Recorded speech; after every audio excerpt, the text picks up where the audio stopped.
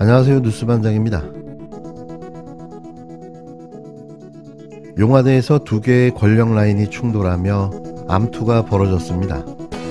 한간에는 김건희 라인의 행정관들과 공무원 출신 비서관들의 충돌설, 그리고 김성한, 김태효 알력설이 파다한 걸로 전해졌는데요. 김건희 씨가 데리고 들어온 서울대 대학원 동기 라인과 외교부 출신 늘공 라인이 맞붙은 겁니다. 아주 꼴값들을 떨고 있는 거죠. 표면적으로는 국민 만찬 공연을 둘러싼 혼선이 이유이지만 자세히 들여다보면 김건희 씨의 말을 듣지 않고 있는 외교부 라인을 전면 숙청하고 나선 건데요. 내 멋대로 하겠다는 거죠. 김건희 씨가 대통령의 순방 일정에 배나라 감나라를 하고 있다는 말인 겁니다. 여지껏 그래왔다는 반증이기도 한데요. 더 이상 대한민국을 이들에게 맡길 수 있나 싶습니다. 이러다가 정말 대한민국이 망하는 게 아닐까요? 대통령실 외교안보 라인은 정상적으로 작동하고 있습니까? 4월 한미 정상회담을 시작으로 5월 G7 정상회의, 한미일 정상회담까지 중요한 정상 일정을 앞두고 대통령실 외교안보 라인이 들썩이고 있습니다. 굵직한 대통령 외교 일정을 앞둔 시기에 외교 참모들이 줄줄이 물러나고 외교안보 정책 수장의 거취 문제까지 거론되는 상황은 매우 비정상적입니다.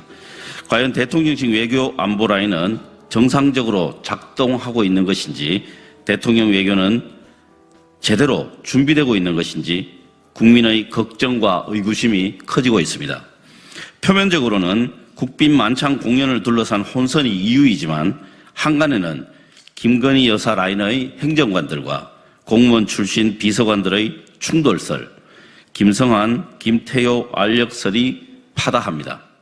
표면적으로는 국빈 만찬 공연을 둘러싼 혼선이 이유이지만 한간에는 김건희 여사 라인의 행정관들과 공무원 출신 비서관들의 충돌설, 김성한, 김태효 알력설이 파다합니다. 김건희 여사가 대통령의 순방 일정에 배나라, 감나라 하고 있다는 말입니까? 대일 굴종 외교로 경질을 요구받고 있는 대통령실 외교안보 라인이 힘싸움을 벌이고 있다는 말입니까? 그 어느 때보다 우리 외교안보 역량이 중요한 때입니다.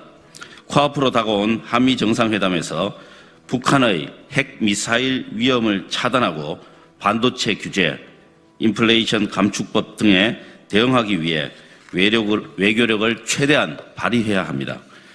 제발 정신 차리십시오. 대통령실은 국민 보기 부끄럽지도 않습니까? 무엇을 잘했다고 자기들끼리 총질하고 싸우는 것입니까? 대통령실의 의문스러운 인사와 납득하기 어려운 해명은 논란을 더욱 키울 뿐입니다. 대통령실은 외교안보라인 교체를 둘러싼 의혹에 대해 국민 앞에 소상하게 밝혀야 합니다. 실망스러운 외교력으로 한미 정상회담마저 망쳐놓고 참모들 핑계대는 일은 없어야 한다는 점을 윤석열 대통령에게 분명히 경고합니다. 28일부터 시작된 사퇴설에 어떻게 된 거냐는 질문에 사실과 다르다고 했던 대통령실 김성한 국가안보실장이 하루 만에 전격 사퇴했습니다. 그러면서 자신으로 인한 논란이 더 이상 외교와 국정운영에 부담이 되지 않았으면 한다고 했는데요. 윤석열 대통령은 곧바로 조태용 주미대사를 새로운 국가안보실 수장으로 내정했습니다. 신속하고 빠른 결정인데요. 이는 이미 준비가 되어 있었다는 거죠.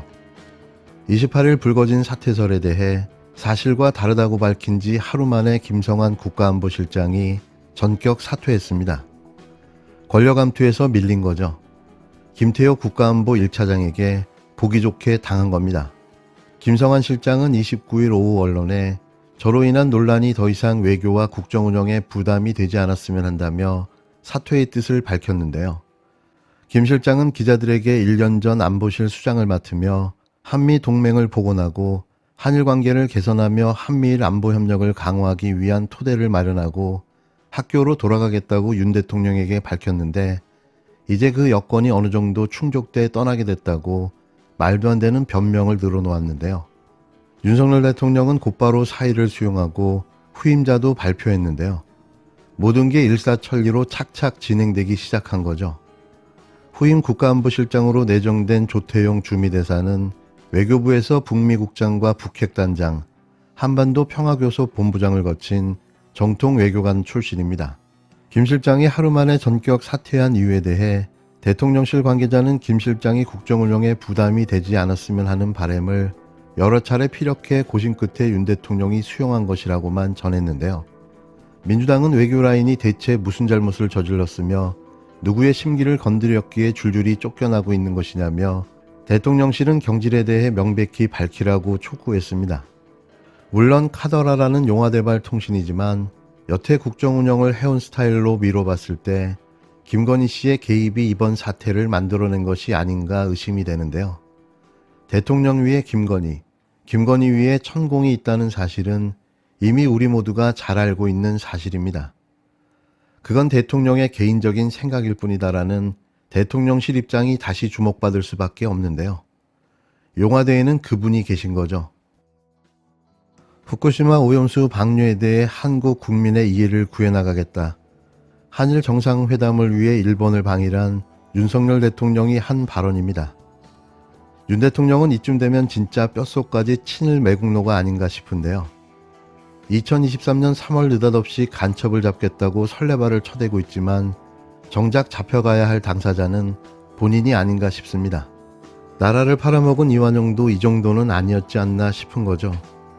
16일 벌어진 굴욕 조공 외교로 기록된 한일 정상회담에서 윤석열 대통령이 스가 전 총리와 회담 당시 도쿄전력, 후쿠시마 제1원전 오염수의 해양 방류에 대해 시간이 걸리더라도 한국 국민의 이해를 구해나가겠다라고 발언했던 것이 밝혀졌습니다.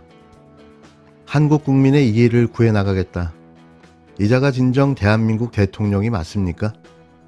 오염수 방류를 둘러싸고 중국과 러시아가 강하게 반발하고 있는 시점에서 윤 대통령의 발언으로 기시다 총리는 강력한 지원을 받게 됐는데요. 하물며 구미의 핵실험을 경험했던 태평양 도서국들도 일본의 우려를 표하고 있는 마당에 바로 옆 나라의 윤석열 대통령이 위와 같은 발언을 함으로써 다시 한번 기시다 총리는 강력한 후원자를 얻게 된 겁니다. 무슨 생각을 하면 이런 말이 나올까요?